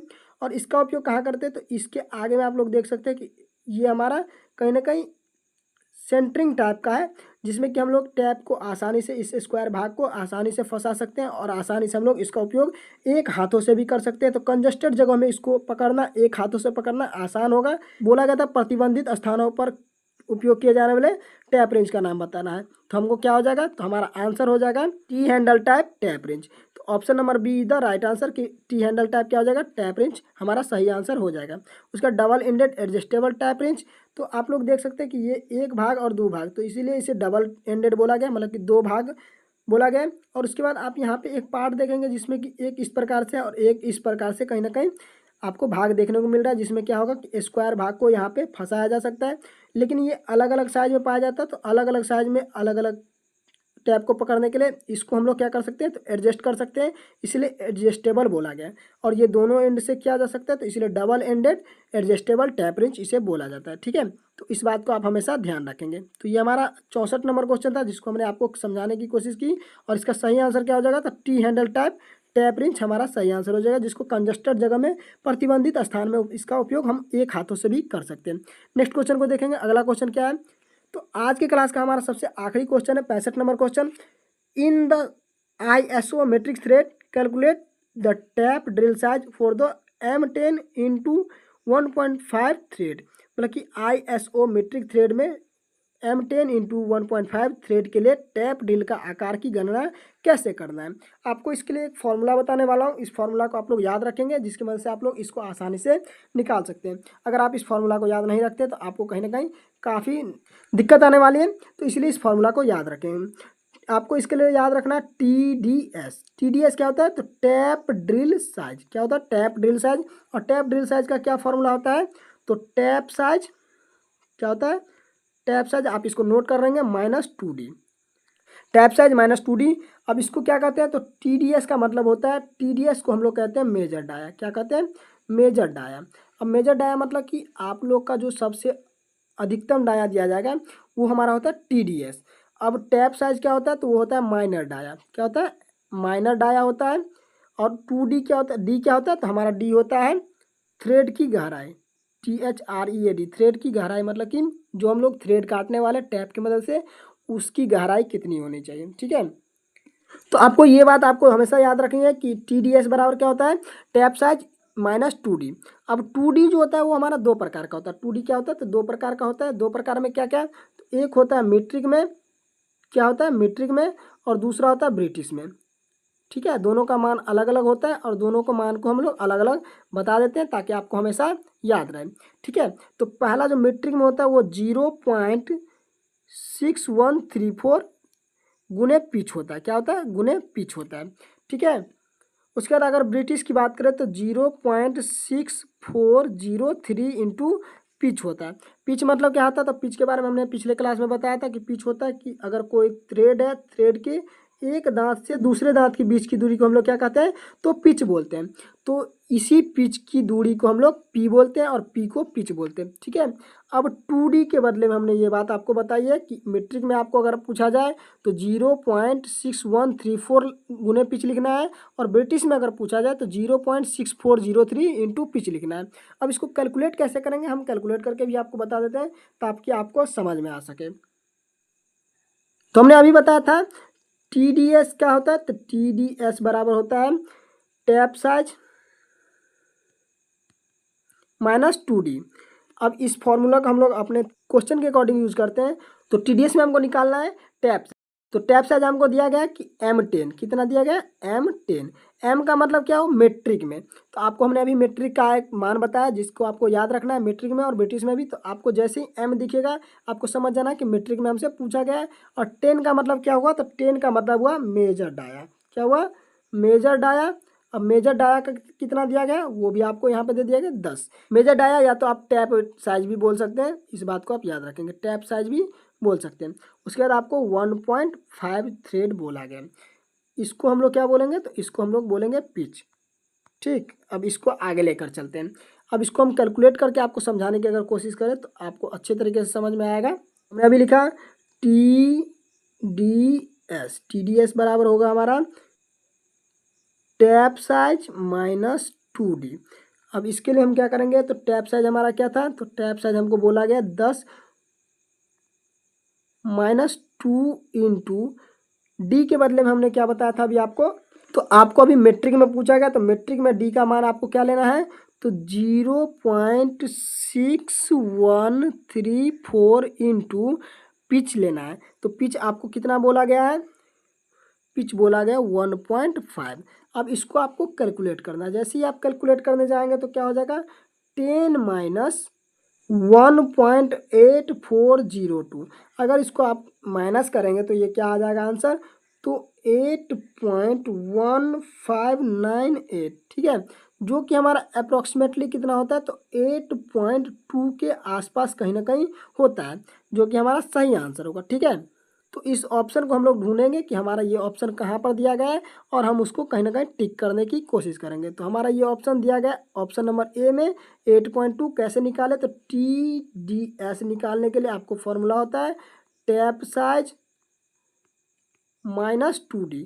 अब टैप साइज कितना था, तो टैप साइज हमारा 10 था, -2D के लिए हमने क्या किया था, डी के लिए हमको बोला गया था M10, तो M के बदले मैट्रिक्स, मतलब मैट्रिक में हमने इसका मान लिया, तो मैट्रिक के लिए मान क्या लेंगे, 2 × 0.6134, डी के बदले में, पिच के बदले में 1.5 आपको दिया गया था, जो कि यहाँ पे बोला गया है। अब इसको अगर कैलकुलेट करते तो हमारा आंसर कहीं ना कहीं 8.20 आ जाता है।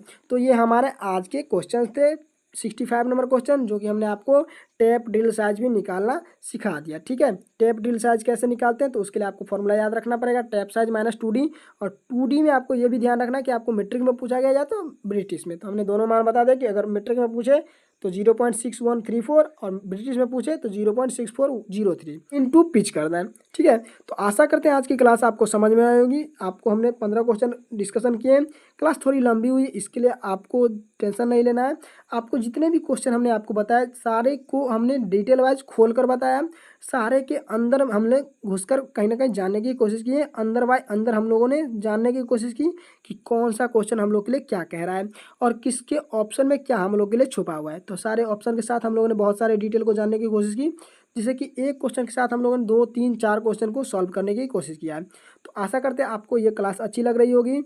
आज से हम लोग सीरीज को फिर से पुनः कंटिन्यू करने वाले हैं। हमारे साथ कुछ सिस्टम ग्लिचिंग चल रही थी, जिसकी वजह से मैं आप लोगों के साथ 2-3 दिन नहीं जुड़ पाया, तो इसके लिए मैं आपसे क्षमा चाहूँगा, क्योंकि हमने आपको शेड्यूल बता दिया था 9 बजे सुबह जुड़ जाना है, तो ये चीज़ नहीं कर पाए मैं 2-3 दिन। लेकिन ये तो टेक्निकल एरर थी, जिसकी वजह से मैं नहीं जुड़ पाया, लेकिन अब मैं आप लोगों के साथ जुड़ रहा हूँ और आप लोग भी हमारे साथ प्यार बनाए रखेंगे। अपने दोस्तों में इस वीडियो को शेयर कर देंगे, अपने क्लास दोस्तों में इस क्लास को शेयर कर देंगे, ताकि उन्हें भी इससे फ़ायदे हो सके। हम मिलेंगे आपसे अगली क्लास में बेहतर क्लास के साथ। तब तक के लिए आप अपना ख्याल रखेंगे। कमेंट में एक प्यारा सा कमेंट हमें ज़रूर देंगे, सुझाव अपना ज़रूर देंगे कि आपको ये क्लास कैसा लग रहा है। आपको जो मैं एक क्वेश्चन के साथ सारे ऑप्शंस को डिस्कशन कर देता हूँ, ये आपको ये तरीका कैसा लग रहा है, अच्छा लग रहा है या नहीं लग रहा है, ये सारी बातें आप हमको कमेंट बॉक्स में बताएंगे। हम मिलेंगे आपसे अगली वीडियो में, अगली क्लास में। तब तक के लिए आप अपना ख्याल रखें। जय हिंद, जय भारत, वंदे मातरम।